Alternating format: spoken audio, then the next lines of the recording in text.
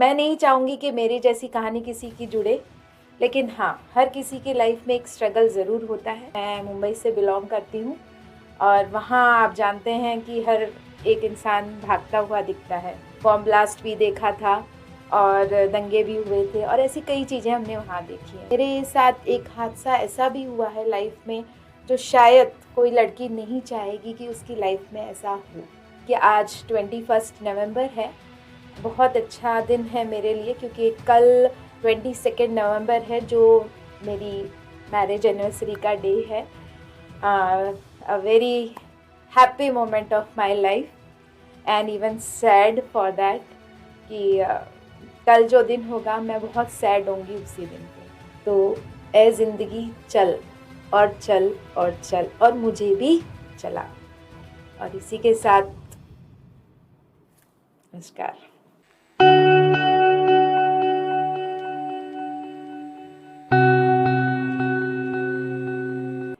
सभी को मेरा प्यार भरा और संघर्षपूर्ण नमस्कार। आज मैं सुमन पारिक आपके सामने हूँ और कोशिश यही करूँगी कि जो मैं आपसे शेयर करने जा रही हूँ उससे आपको मोटिवेशन मिले।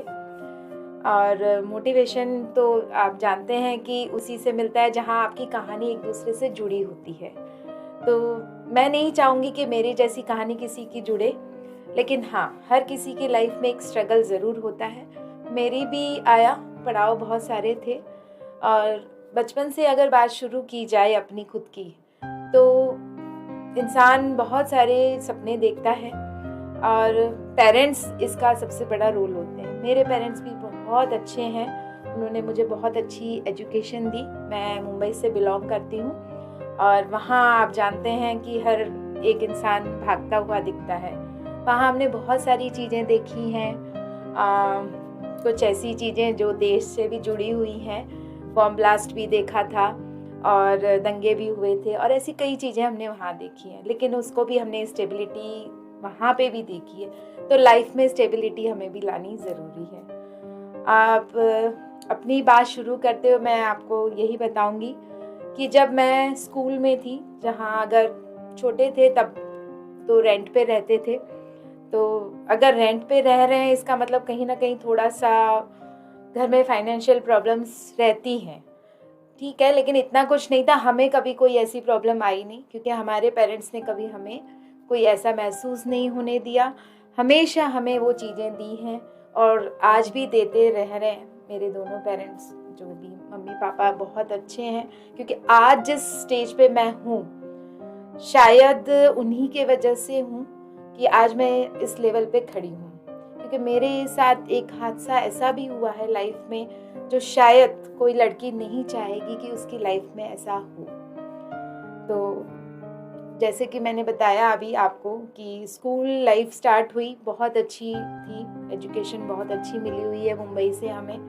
और अब जिस प्रोफेशन में मैं हूँ एज अ टीचर मैं वर्क कर रही हूँ, तो I am a private teacher.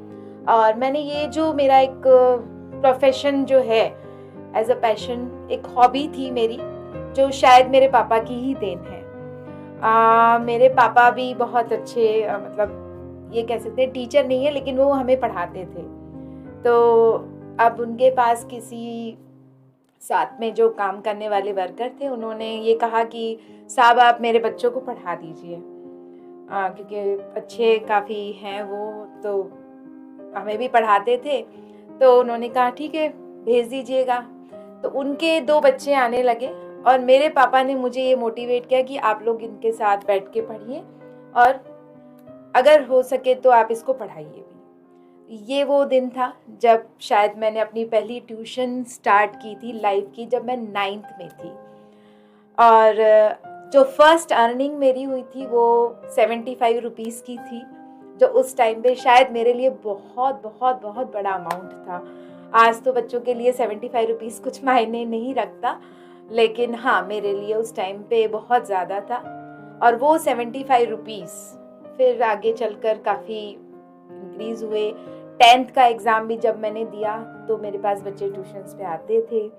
After that मैंने शायद ये ट्यूशन्स लॉन्ग ऑन चलते रहे और मैंने अपने आप को रोका नहीं इसके लिए।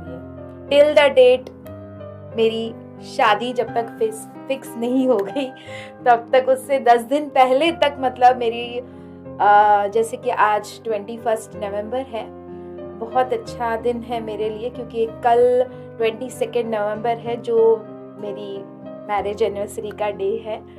A very happy moment of my life and even sad for that कि कल जो दिन होगा मैं बहुत सैड होंगी उसी दिन पे।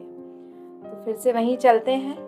तो वो दिन था जब एक नया जीवन साथी मुझे मिला और बहुत ही अच्छा, जिसे शायद ही मतलब किसी लड़की जब सोचती होगी कि हाँ मेरा जीवन साथी ऐसा हो तो वो सारे गुण उनमें थे। अब शुरुआत ऐसी है कि वो भी एक ऐसे स्ट्रगलर थे जिनकी लाइफ में दुख नाम की चीज़ बहुत पहले आ चुकी थी क्योंकि उन्होंने अपने पापा को काफ़ी बचपन में खो दिया था। जब वो 3 साल के थे तब वो अपने पापा को खो चुके थे। तो उनकी मम्मी ने उन्हें पाला पोसा, उन्होंने काफ़ी स्ट्रगल किया। मेरी mother in law no doubt बहुत अच्छी हैं और उन्होंने जो संस्कार उनको दिए, तो इसीलिए मैं शायद ये कह रही हूँ कि मेरे लिए वो जीवन साथी सबसे बेस्ट जीवन साथी थी। अब हमारी लाइफ शुरू हुई जहाँ पे उन्होंने सबसे पहला गिफ्ट जो मुझे लाइफ का दिया वो ये था कि हमारी सगाई जो हुई उसको 1.5 साल उन्होंने खुद रोका, ये कहते हुए कि सुमन मैं आपको एक नए घर में ही लेकर चलूँगा। तो उन्होंने ये सपना अपना पूरा किया और मुझे भी ये सपना दिया। अब लाइफ आगे बढ़ती रही लेकिन स्ट्रगल स्टार्ट होने थे ना, इसीलिए अब जहाँ शादी हुई, बच्चे का फर्स्ट बच्चा सबके लिए बहुत इम्पोर्टेंट रखता है अपनी लाइफ में। तो हमारे भी फर्स्ट बेबी हुआ, बेबी बॉय था और इसके लिए कहूँगी कि शायद लाइफ में ये मेरी पहली ट्रेजेडी थी जब मैंने डेथ देखी थी और अपने ही बच्चे की। यानी कि 15 दिन का मेरा बेबी हुआ, कुछ भी नहीं हुआ, नॉर्मली चेकअप के लिए गए थे और जब वापस लाए तो ही वॉज नॉट देयर।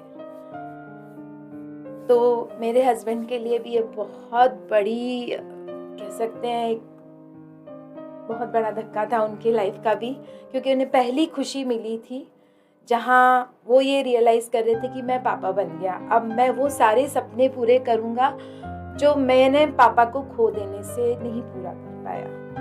और उन्होंने हर वो सपने सजाए उन 15 दिनों में कि हम मैंने इसको सुम बुलाते थे वो मुझे, वो ये करेंगे वो करेंगे, बहुत सारी चीज़ें होती हैं, हर कोई करता है देखिए। और लेकिन हमने उस बच्चे को खो दिया और साथ साथ और भी चीज़ें हुई। हस्बैंड की जॉब भी चली गई, मतलब वो लाइफ में पता नहीं क्या टाइम आया कि हमें सोचना पड़ा कि अब आगे बढ़ना है लेकिन कैसे बढ़ा जाए। फिर भी चलिए, कहीं ना कहीं कहा जाता है कि गॉड्स ग्रेस, तो हमने आगे बढ़ने की सोची। एक दूसरे के साथी हैं ही तो ताकत भी बने, और वो ज़रूर भी है कि हस्बैंड वाइफ अगर एक दूसरे की ताकत बन जाए तो दुनिया का कोई भी तूफान आए हम उसे झेल सकते हैं। वही चीज़ हमारे साथ हुई और उनके बाद सेकंड बेबी जो था हमारा हुआ और उसके साथ उनकी जॉब भी लगी, लेकिन उस बेबी के होने के बाद, यानी कि आप सोच सकते हैं कि 1-1.5 साल बहुत स्ट्रगलिंग था हमारे लिए। और छोटे मोटे काम करते करते उन्होंने अपना कैसे भी चलाया।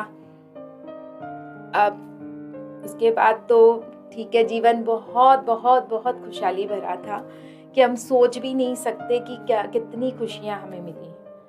उसके बाद मेरे 2 बेटे हैं और भगवान की दया से सब कुछ बहुत अच्छा चल रहा था, हर दिन अच्छा था। तो कहते हैं ना कि मतलब हस्बैंड वाइफ में लड़ाई भी होती है, तो शायद हमें लड़ाई भी नहीं होती थी कहीं, ये भी अब छुटपुट तो होता ही है, लेकिन ऐसा नहीं हुआ कि हम लड़े और वो हो। अब ये जो लड़ाई है लेकिन बहुत लंबी हो गई, एक दिन जिसमें मैंने उनको खो दिया। अब वो दिन था जिस दिन हमने वही सेम आराम से खाना पीना खा के सोए हैं और रात को 3:15 बजे उन्हें हार्ट अटैक आ गया। अब मैं लेकर भी गई उनको लेकिन शायद मेरा साथ उनके साथ इतना ही था कि 1 घंटे का ही मुझे टाइम मिला उनके साथ में, और अब वो मेरे साथ नहीं है। उस टाइम मेरे बच्चे बहुत छोटे थे। छोटा वाला बेटा जो था वो तो 2nd क्लास में आया ही था और बड़ा वाला 5th में था। तो काफ़ी छोटे बच्चे थे जिनको ये भी नहीं पता कि हुआ क्या है, लेकिन लोगों ने उन्हें समझा दिया कि क्या हो गया है। तो शायद यही होता है कि इंसान को समझाने के लिए एक ठोकर जो है बहुत है, अगर वो समझ जाए कि हाँ।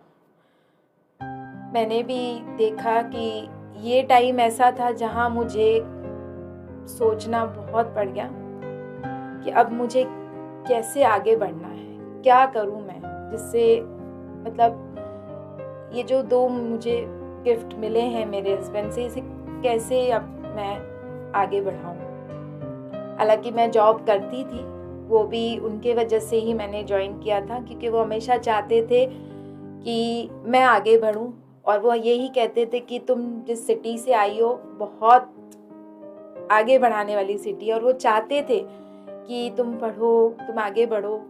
लेकिन मैं ही थी, क्योंकि मैं ये चाहती थी कि बहुत अच्छी लाइफ चल रही है, बहुत अच्छा लगता था कि हस्बैंड वाइफ हैं, आराम से हैं, बच्चे खुश हैं, सब कुछ है, बच्चे संभाल रहे हैं, थोड़ा बहुत जॉब करके, और बस लाइफ सेटिस्फाइड थी। कहीं ना कहीं ऐसा लगा ही नहीं। लेकिन उनके जाने के बाद जो जगह खाली हो गई वो बहुत आज तक नहीं भर पाएगी। बच्चों के जीवन के लिए भी वो बहुत बड़ी चीज़ है।